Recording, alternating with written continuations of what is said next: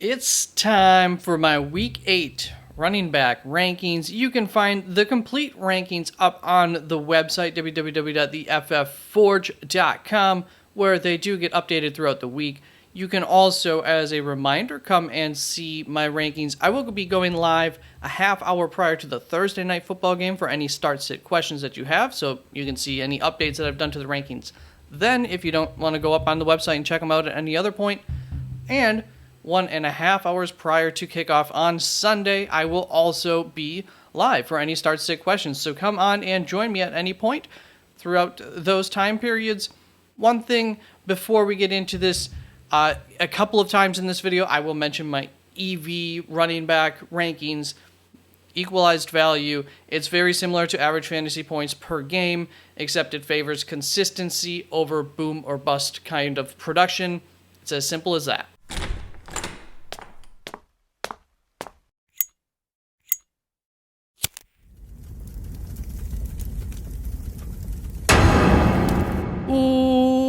Welcome into the Fantasy Football Forge. My name is Steve. Also forgot to mention, while you are looking at the projections up on the screen, the red is good and blue would be bad. Think of red as being a hot matchup, a good matchup for them to cook in, whereas cold is, a poor matchup, and then white is just an average matchup. And those are all compared amongst one another each given week. Before we get into the week rankings, we need to look back at how I did last week for week 7. And we're going to look at how I did with my DFS picks, which you can see my DFS picks for week 8 at the end of this video, and how I did with my fadems and my lovems. As we all know, last week was a crazy week. So let's see. For my pay forum guy, I picked Kenneth Walker at 7K. And if he had just plopped into the end zone, he would have been a top 10 running back on the week, on the day. Instead, he did not do that. I think that Isaiah Pacheco at 6,100 probably worked out all right for you there with that running back 13 finish. And for my big tournament long shot, I picked Kenneth Gainwell at 4,500 versus Miami. He did get the touchdown that I was hoping for, but they utilized Swift heavier than normal last week. That only left 8 opportunities for Kenneth Gainwell to try to produce on, and he didn't really produce a whole lot outside of that touchdown. Then when we look at my fadems, I give you Alexander Mattison and Najee Harris. Alexander Mattison finished as the running back 37 on the week, so that worked out, whereas Najee Harris finished as the running back 12 on the week, so that did not work out so great for me.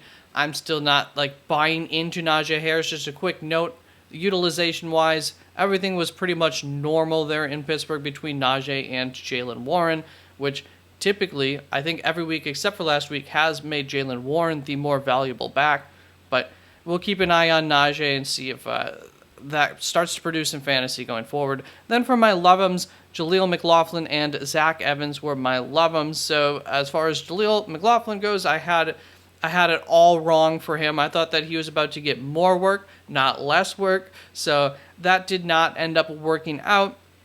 And as far as Zach Evans goes, well, it was clear by Sunday that Zach Evans was going to be a bust on the week. So hold that against me if you wish, but I was not recommending to start him for anybody on Sunday over anybody because I was expecting exactly what you got from him, which I think was 0. Let's move on to week 8, and my first tier is a rather large tier here, top 15 running backs. These are the must starts for one reason or another. Some of them maybe have been disappointing on the season. A couple of them maybe aren't in the best of matchups, but still, regardless, these are my must starts, and I usually don't talk about these guys a whole lot, but let me quick fire basically why I'm choosing one guy over the next guy below them. That starts off at my running back 1 with Christian McCaffrey, who is the best fantasy running back, which is why I have him over Kamara, who has an insanely high floor and I believe has less of a chance to bust this week than Travis Etienne, who I'm just going to trust. He has been fantastic and we know what we're getting and he's fully healthy, etc., which is why I would play him over Breece Hall, who just got unleashed before the bye week, and he gets to see the Giants this week. Austin Eckler, who we all know is a top fantasy talent, is quite banged up, but he is going up against the Chicago Bears this week, which is why I would trust him over Saquon Barkley, who is 1 week healthier than last week, and he is the entirety of this New York Giants offense, which is why I would pick him over Tony Pollard, who's EV running back 16. That's not great. And the Rams aren't a great running back matchup. Still, I kind of like Dallas this week, and I think that Pollard would be a part of that expected success if Dallas were to come through for my expectations. Then at running back 8, I have Isaiah Pacheco, who has a top 5 running back matchup, top 1 if you include the Dolphins games versus the Denver Broncos this week. But because the offense that he plays on, the ceiling tends to get limited. The Chiefs often like to trust the best quarterback in the NFL with the ball in his hands. Who'd have thunk? Raheem Mostert put up 25 points in Week 2 against the New England Patriots, which is why I would choose him over Kenneth Walker, my EV running back 5. That's good in technically just an average matchup there going up against Cleveland. I say technically for a reason, but I'd still play him over David Montgomery, who, if healthy, he may not play this week, is on a stud offense in a good running back matchup against the Las Vegas Raiders, which is why I would play him over DeAndre Swift, who is trustworthy in an average matchup. Better offense, higher chance of scoring than Bijan Robinson, which is why I would play him over Bijan, my running back 13, who I wanted to put higher than my running back 13. I like him to have a big week in what is an average matchup, which is why I like him more than Jonathan Taylor, my running back 14, who's still splitting some work in a bad matchup, but appears to be fully back, which is great, which is why I would trust him over my running back 15, Josh Jacobs, who is also in a very tough matchup. And those are my top 15 running backs. Let's move on to that second tier that you just got a sneak peek of. And a couple of quick notes. Side note, actually, from tier 1 here on Raheem Mostert, I reduced Mostert's projections by a touch, and I doubled Jeff Wilson's usage from the 10% that he kind of saw last week up to like 20%. And for Bijan Robinson, I projected him as if last week did not happen. I just think that that was a thing. I don't expect that to affect him going forward. And I'm not going to be talking about everybody in the rest of the video. You can ask questions in the comments if you have questions about anyone specific, why I have someone over somebody else, etc., who you should start. Go right ahead, ask them in the comments. I usually am able to answer everybody's questions. And as a reminder, you can visit me at the times that are listed at the top of the video for your start-sit questions prior to the games for the rest of the week. Let's move on to tier 2, starting off with Derrick Henry at running back 16. Derrick was originally in the first tier, but I took him out because I really don't like him this week. Atlanta is great at stuffing the run, and they'll know exactly what is coming at them with rookie Will Levis mostly on the field for Tennessee. A little bit on the other running back in this field later, Tyjae Spears. Still, it's Derrick Henry, and you can really never count him out. If he's going, and there ain't nobody stopping him. But still have a Fatum tag on Derrick Henry.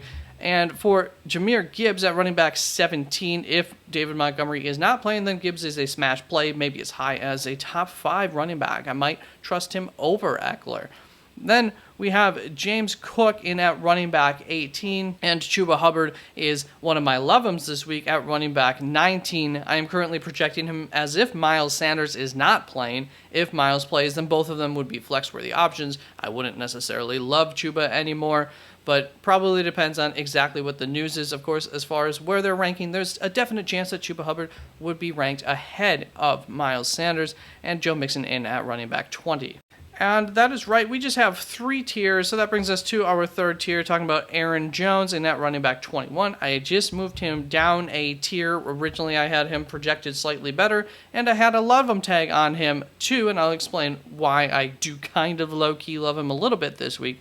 But there were some less than great comments that came to my attention. I wouldn't call them damning comments, but they were made by Aaron Jones after last weekend's game about his health, and it just gives me a little bit more pause on him than maybe I had coming into the week. It's clear that the Packers and himself are not going to be stupid, and they're not going to push everything too far with Aaron Jones, but I think that there is a decent chance that the division rivalry and the fact that this offense absolutely needs to run through Aaron Jones in order to be successful, that those two factors could bring the best out of Aaron Jones this weekend. Get those competitive juices flowing and just kind of feeling good and let things go aside. I think that's possible, even after those comments were made. At running back 22, I have Darrell Henderson, and I'm not going to lie, I don't love this tier of guys in general, and so I'm basically just trusting the projections on Henderson, who will be in a role that has consistently produced for fantasy purposes all season long. Think Kyren Williams, although he is splitting the work, unlike Kyren Williams. Then Rachaad White and at running back 23, Kareem Hunt at running back 24, and I did adjust projections for Kareem Hunt and, of course, for Pierre Strong, and I gave the lead of the backfield to Kareem Hunt with a 60-40 split in favor of him. I had to tamper down the upper end of Hunt's expected range when I made those alterations because initially it was super high when I just gave my flat percentage increase. So if you're a Hunt owner, there's a little bit of extra optimism for you to maybe like him just a little bit more this week because that ceiling was, like I'm saying, insanely high.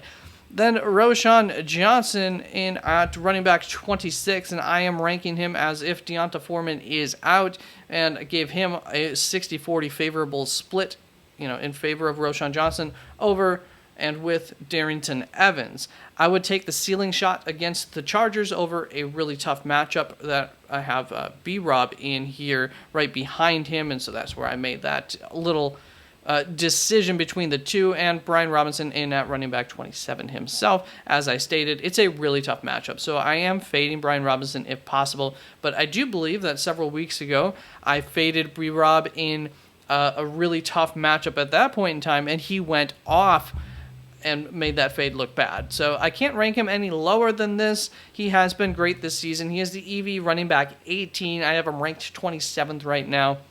And the single-digit projection on him had him as a top 20 running back. But if possible, I'm just going to go with the bad matchup there, holding him back. Then Javonte Williams have at running back 28, and I want to like him more this week, but I really don't like that matchup at all, going up against Kansas City. We just saw that a couple weeks ago. Wasn't too great. And Dameon Pierce I have in at running back 29. Before the bye week, Houston ran Devin Singletary as their primary back, getting him on the field for 54% of the snaps, whereas Dameon Pierce was only on the field for 33% of these snaps. I adjusted both of their projections to essentially account for that in half compared to their season-long usage. I'm not sure that wasn't just like a thing that happened in that game due to the matchup, etc. So I don't want to overreact to it too much because Carolina, I think, is the single best running back matchup, and I'd rather potentially take a shot on at least Dameon Pierce and maybe even Devin Singletary when and if possible. And Gus Edwards have at the bottom of this tier at running back 30. And look, I'm going to eat my shorts on live television if Gus Edwards has another 80-yard receiving touchdown this season. The fact of the matter is that not much changed in the usage between Gus Edwards and Taysom Hill and Justice Hill last week, except for the fact that the team has realized that maybe Gus Edwards is the better back to use once you get near the goal line, so that does help him going forward and his value. If they continue to do that, which there's no reason not to. He's obviously the better goal line back. And that leaves us short one love him running back. So two more things here before we get to the DFS buys. And my second love him running back is Tyjae Spears. I told you we would talk a little bit more about him. You probably have the ability to not play Tyjae Spears this week on somebody's random hunch in technically a bad matchup in one of this week's expected lowest scoring affairs. But if you go look back at the preseason tape, there was a really effective game plan, play calling strategy that this team showed off with the dual speed threat of Tyjae Spears and Malik Willis on the field at the same time. I think it was almost solely between when those two were both on the field. Maybe it was an RPO type of strategy with the quarterback run option included, so it was a RRPO, if I may say so myself. And if I recall correctly, it was essentially a 4-minute hurry-up type of offense as well. And I thought it was really effective. And I even talked about it in a video that I think I ended up cutting that out during one of the preseason videos because it was kind of lengthier. But essentially, I thought maybe they would end up using that in the regular season, much like how New Orleans uses Taysom Hill to mix things up. Haven't really done that. It was the preseason, though. And as we know, things that work in the preseason because they're going up against these vanilla defenses don't always translate to working in the regular season. And some reporting came out just overnight that it is going to be mostly the rookie Will Levis in at quarterback compared to Malik Willis. I still think that Tyjae Spears has a chance to be the better running back out of the two in this game regardless. And that 4-minute offense is very valuable for like full PPR purposes for a Tyjae Spears type of running back. Also, there was one person missing from my top 30 that, according to the ECR, the Expert Consensus Rankings, should have been in my top 30, and that was Alexander Mattison. And I'm just waiting to see some more metrics on the game about their usage. Actually, update to that. Basically, there was about a 30% swing in the usage for both Alexander Mattison and Cam Akers in favor of Cam Akers, getting Alexander Mattison less work, and I think Cam Akers actually did get a little bit more work than Alexander Mattison in the game, and I'm surprised I haven't heard more about this from the experts that I do listen to. It's something that I want to look into a little bit further, but a split workload is probably not going to get me to get Mattison into the top 30. And there's always a chance that that gets, even worse and more in favor of Cam. That was a very important game that they were very close against a very tough opponent, and they trusted Cam Akers quite a bit in that game. I think that says a lot. Now, on to my DFS buys for this week, and I think that you should pay for Alvin Kamara at $7,300. Seems like the highest and best deal available because there are several guys ahead of him as far as how much they cost. And for a good price, I have two names for you, actually. Breece Hall at $5,900. I'm loving that. And I'm also loving Chuba Hubbard at $4,800 DK bucks if Sanders misses the game. And for my big tournament long shot, I've got Devin Singletary in here at $4,400 versus Carolina. Just talked about that. And that has consistently been the best running back matchup in the league. And Devin Singletary led the backfield the last time that Houston played out. So add those two things together, he could really pay off at $4,400. And that is it for this video. So thank you very, very much for tuning in. Please like, comment, and subscribe if you wish, if you may, if you are so kind to do any of the above. Peace out.